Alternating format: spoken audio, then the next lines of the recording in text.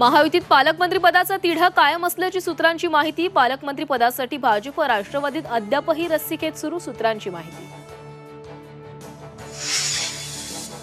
आमदार अर्जुन खोतकरांची अडचण वाढण्याची शक्यता। खोतकरांनी चुकीच्या पद्धतीने फॉर्म भरल्याचा दावा। कैलास गोरंट्यालांची हायकोर्टात याचिका।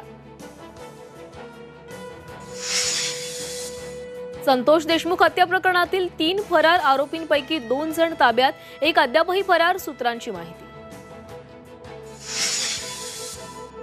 परभणीत आज संतोष देशमुख यांच्या हत्येच्या निषेधार्थ मोर्चा। जरांगे पाटीलही सहभागी होणार। राज्य प्रदूषण मंडळाची बीएमसीच्या प्रकल्पाला कारणे दाखवा नोटीस। प्रदूषण नियंत्रणासाठीच्या नियमावलीची अंमलबजावणी केली जात नसल्याचा नोटिशीमध्ये उल्लेख। राज्यात थंडीचा कमबॅक। विदर्भ, मराठवाडा, पश्चिम महाराष्ट्रातल्या अनेक भागात थंडीचा कडाका। अनेक भागातलं तापमान 10 अंश सेल्सिअसवर।